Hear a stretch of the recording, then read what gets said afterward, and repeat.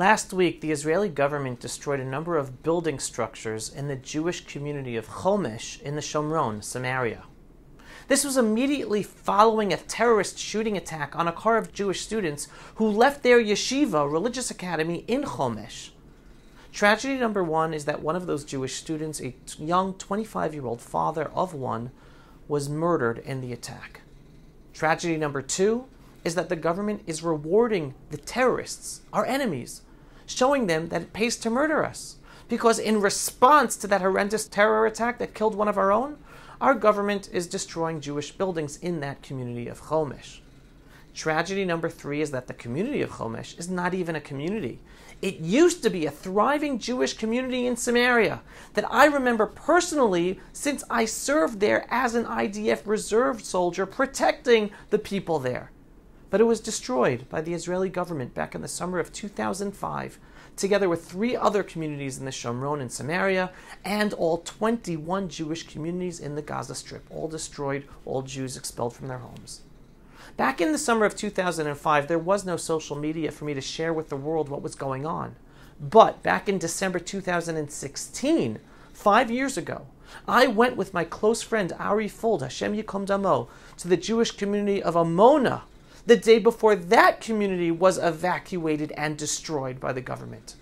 So I will share with you now that video broadcast for you all to better understand our eternal struggle here in our ancestral homeland.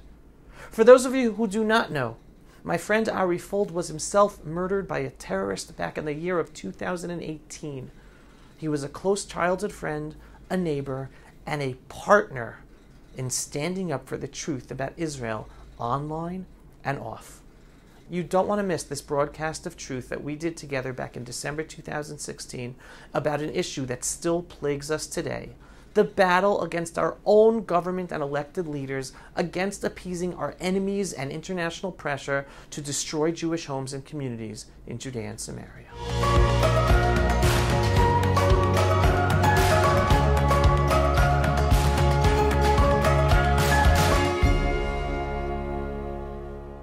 Good afternoon, good morning, whatever time of the day, folks. This is Ari Fuld, Avi Abelo. We are driving in the holy rain here in Israel. We love the rain because it is a blessing and we need it, and it's a blessing of all humanity.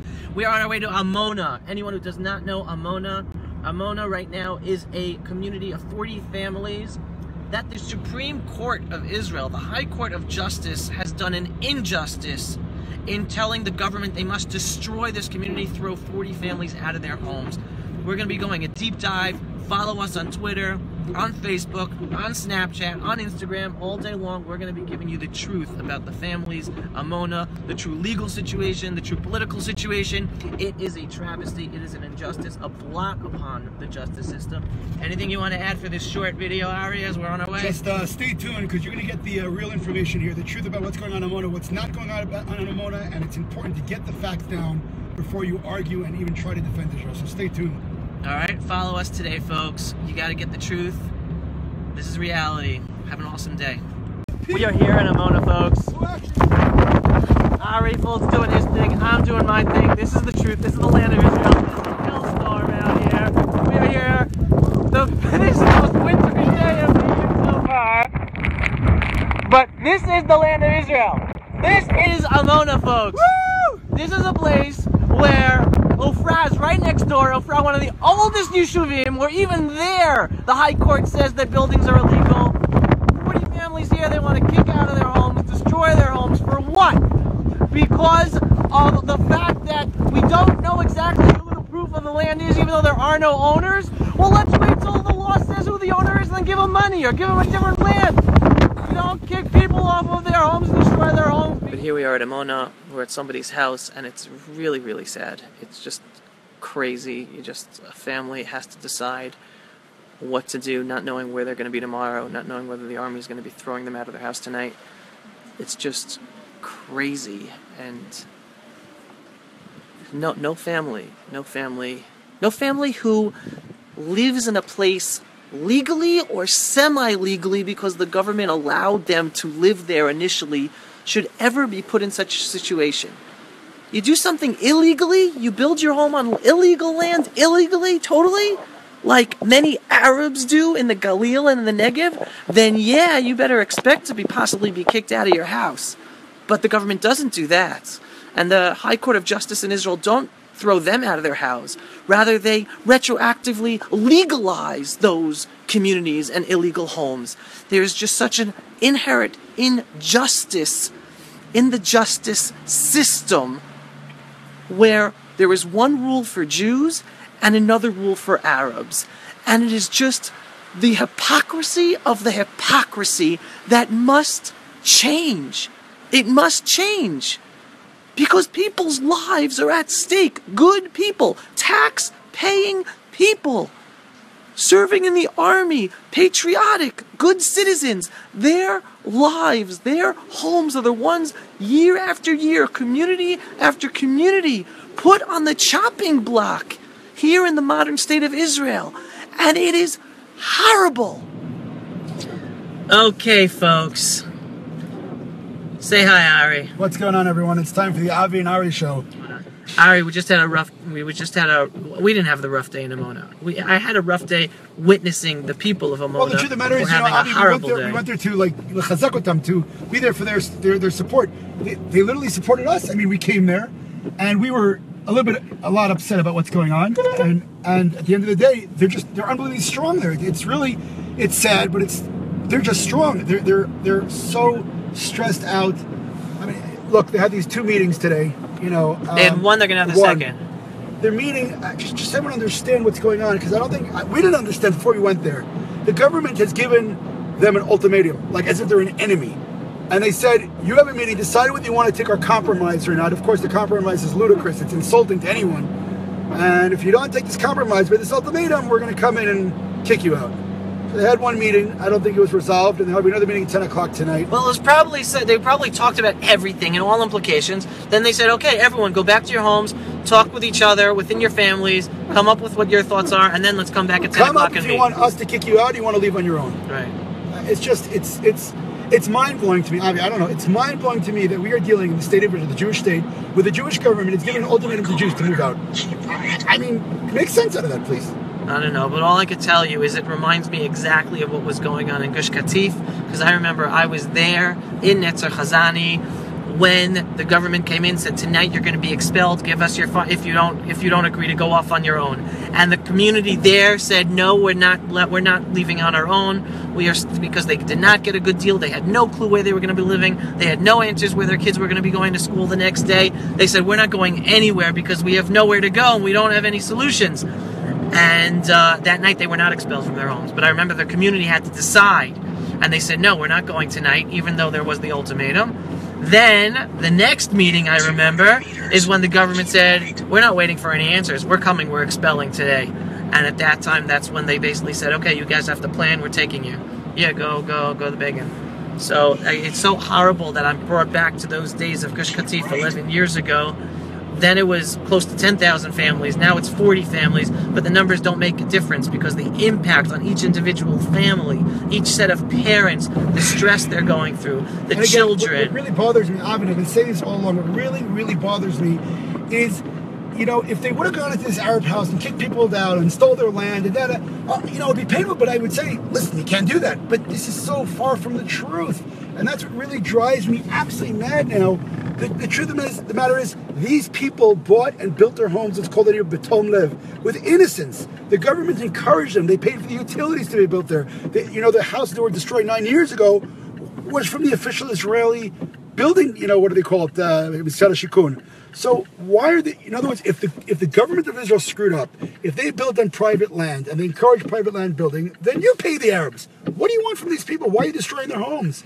And again, one of the things, which I don't know if you got, what we just discussed just now. Yeah. The truth of the matter is that as of right now, we're talking about 0.5% of all of Amona. And within the what is it called? The land that is disputed, right. We're talking about 30% of that land. And again, there are no Arabs who have shown proof of purchase. So you're destroying a full Jewish town for an Arab who's claiming without proof of purchase that he owns 0.5% of it. It's beyond crazy. Ludicrous. Now, I want to remind everyone. You remember this, I'm sure. I don't know how many of you remember that. Well, big and straight. Remember when Prime Minister Ariel Sharon screamed, "Go to the hilltops"? Remember that?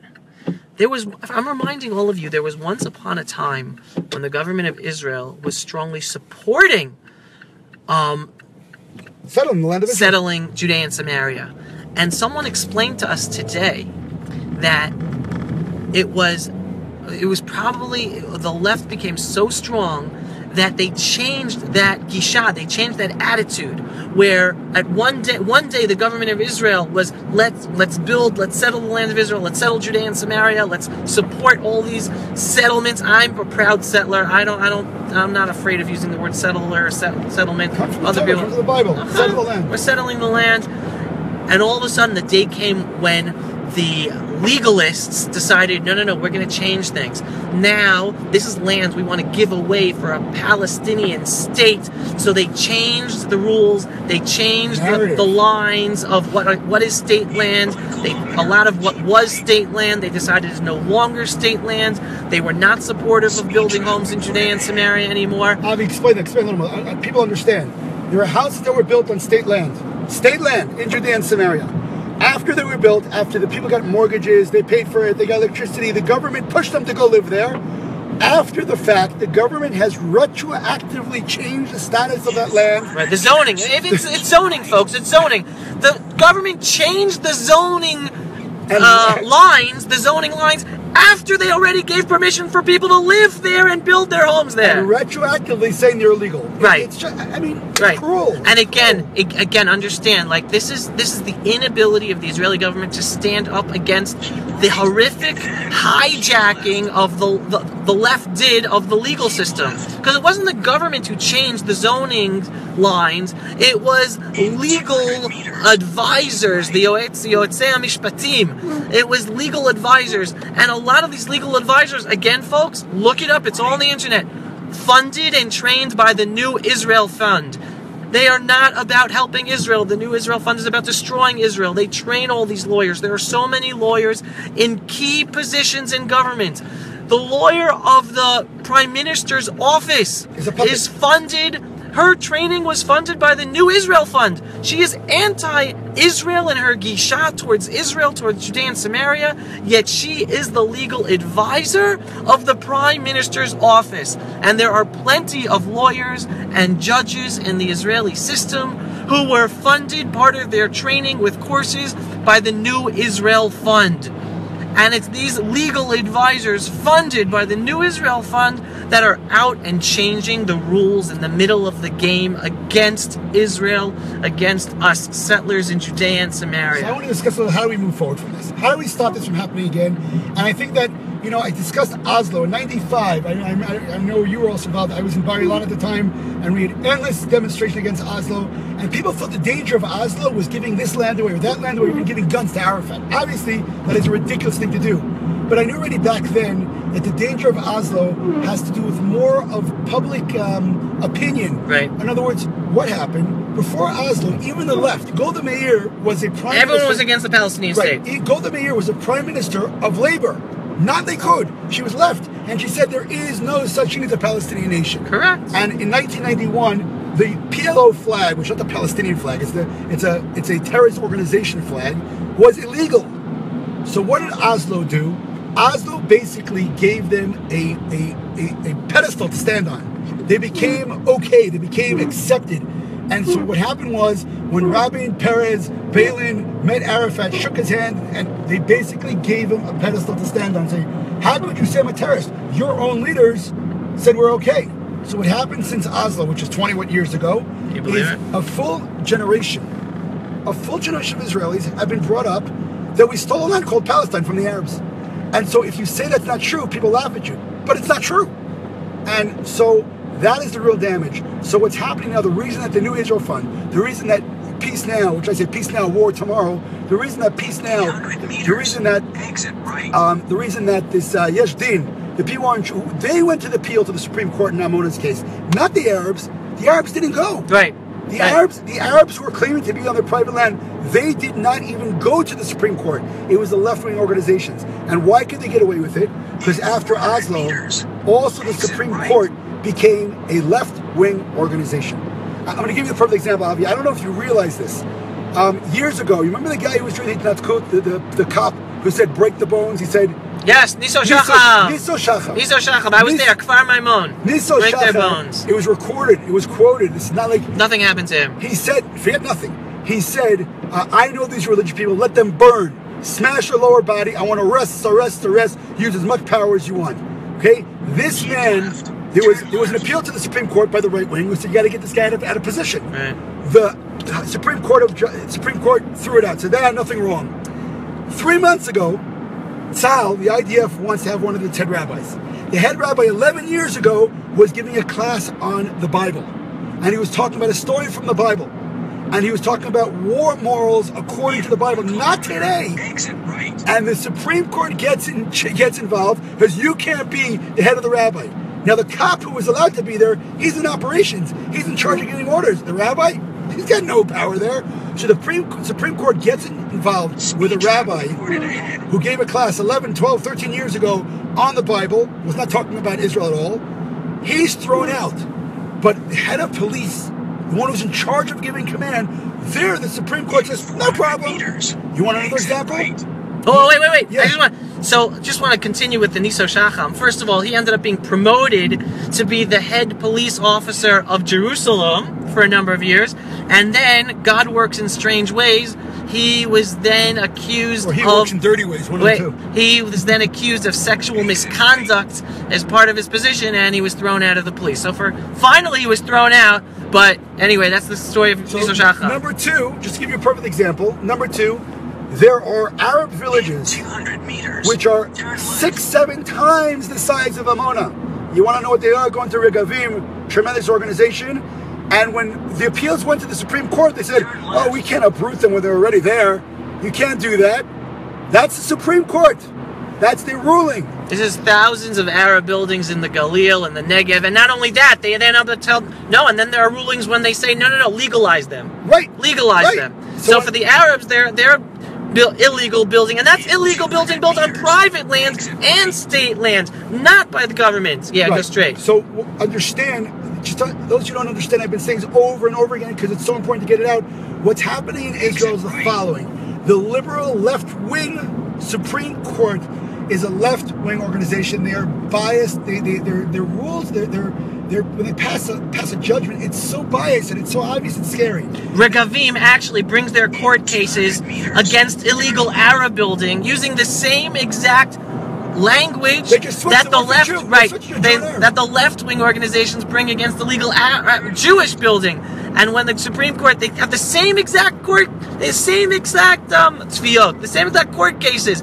It's just Jew exchange for Arab. Yeah, go out. So I just want to... And so the Supreme Court, they end up being lenient on the Arab building and legalizing it, and the Jewish building they end up saying is illegal and they must be expelled. So it's infuriating. It's infuriating to all of us. The question is, what do we do? Look, you can't deal with the Supreme Court right now. They have judges that are picked, and not by democratic elections. But the point is, those of you watching, if you have the information correct, if you know the facts, if you stand up for those facts, you will never be allowed. They'll never be allowed again to lie. They won't say, "Oh, it's built on private land." They will never be able to move again without you demanding, "Really? Give us the proof of ownership if it's private land." Right now, they got away with such dirty it's private land. Whose land? Where? Who? What? Bring proof. Bring something. Nothing. The Supreme Court gave a ruling to destroy Jewish homes without a thread of evidence from the Arabs who are claiming it's theirs. They feel betrayed. There's no better word for it. Right. And they're on their own, because tomorrow they're going to be the ones having to pick up the pieces, and it's not going to be in the media. No one's going to be talking about them anymore, and they're going to have to deal with it. All right. Now, Jane Keel wrote something, I'm going to come back to a point Ari made, because you're touching upon it, Jane. You guys are so right, but the world believes the lie about Palestine, but a lie told a trillion times is still a lie. 100%, Jane. And again, like Ari was saying, part of the problem is the Oslo process itself legitimized the lie about Palestine and the Palestinian people. That is a myth. The Palestine, to me, equals genocide of Jews and the destruction of Israel. That's what Palestine is. It's a Explain narrative. It's a narrative that was created in order to destroy Israel. That's it. Jews, our purpose is to build Israel, to build a country and be a light unto the nation. The term Palestine was invented to destroy. It was a strategy to destroy the state, the modern state of Israel. Let's go back for a second. Wait, before going back. Because Oslo, there are two people. There are two people who should have been put in jail. One's only alive today, and I'm going to say the dead one anyway, even though some people might not like it. Shimon Peres and Yossi Beilin should be in jail because the Oslo process was illegal. They went against Israeli law. They met Arafat, they met the PLO, which on the Israeli law was illegal. They should have been thrown into jail for talking to Arafat and making a deal with him against Israeli law. I do not see why 40 families of Amona should be illegal and thrown out of their homes because of zoning issues, whereas Shimon Peres and Yossi Beilin were never thrown into jail for their illegal, dangerous, suicidal, and again, illegal act of talking with Arafat and the PLO. It is there going against Israeli law. They not only did they not pay a price, they made the whole Jewish people and the state of Israel pay a huge price with over 1,500 dead Jews because of the terror they brought upon Israel. And yes, I blame Shimon Peres and Yossi Beilin for illegally bringing upon the curse of Oslo upon the Jewish nation, upon humanity. I want to go back to that it's flat out, as Avi says it. I just want to go back to that Palestinian thing for a second. The word Palestinian originally comes from the Philistines. And the Philistines were sea people. They were not Semites, so if the Arabs call themselves Semites, they can't be Philistines. But they're everything. They're Moses, they're Abram, everything. But the point is, the reason that the Romans used that name because the Philistines were the nastiest enemies of the people of Israel. Samson, David, everyone, they were horrible enemies. So when the Romans destroyed Judea, so they renamed it Palestinian on purpose as one of the places. So what happened afterwards? Understand, after they named that, that's where the name Palestine comes from. So when the PLO was created in 1964, that's 3 years before the Six-Day War. That means 3 years before any settlements existed. That means all the land that they're saying, oh, just give us this land, there'll be peace, was already in Arab hands. So in 1964, when they made this PLO, the Palestine Liberation Organization, it was not an organization to create a Palestine. It was an organization to destroy Israel. Destroy Israel. Don't listen to me. Open up. The funny thing is, you open up the charter, the first clause says the Palestinian nation is part of the greater Arab people. They're not even a separate nation. It says it right there. Because the goal is to destroy Israel. So when someone says, are all Palestinians terrorists? I don't know the word terrorist. All Palestinians are enemies of Israel. Not Arabs. Not even Muslims. All Palestinians. Because if you're using that word Palestinian, you basically fabricate an identity, a historical identity. You fabricate historical identity with why do they do that? In order to use that to justify destroying Israel. So yes, they're an enemy of Israel by definition. Arabs, no, I didn't say that. Not at all. Muslims, I didn't say that. Palestinians, yes, it's a fabrication of history, and it was created to destroy Israel. So of course they're enemies of Israel. So right now, again, and that's in the Oslo Accords, again, the leftists, Golda Meir, she said, no such thing as a Palestinian nation. The Arabs say it every day. All right, we're going to have to go, unless my mother wants to get in on the conversation too, which she might, but we got a great comment here by J. Dale Deber. Listen to this one. It's a great one because I agree with it, and I've said it myself, J. Dale. Israel was respected when it respected itself. Right. Remember, we didn't talk to terrorists. When we did, we raised the terrorists and lowered ourselves. I can't see the rest of it here, what you wrote, J. Dale. There was a Democratic administration. I don't see the rest. Facebook Live doesn't allow that. But yes, J. Dale, Israel was respected when it respected itself. Not only that, J. Dale, I'm gonna go into a little real politic with you this second. People think that Israel is ostracized by the world because we won the 1967 war and we liberated Judea and Samaria. Let me tell you this, and please, folks, share this information. This is so critical. Before 1967, the United States of America did not give arms to Israel. Do you know that? is the United States of America did not sell arms to Israel. Why? Because we were a weak, small nation about to be destroyed. When we won the 1967 war, when Israel miraculously won against all odds, and all of a sudden we liberated Judea and Samaria, all of a sudden we became occupiers of Judea and Samaria, guess who started selling arms to Israel? You got it. The United States of America. Diplomacy. The world is about interest. The world is about power. You want to survive in this world, you have to win, and you have to be strong. And stand up for the truth in yourself. Exactly. So Israel, my message, our message to Bibi Netanyahu, to Bennett, to all Israeli politicians, do not think that by appeasing our enemies and by coming out looking weak, that we're going to be coming out strong. No one's going to pat you on the back. No.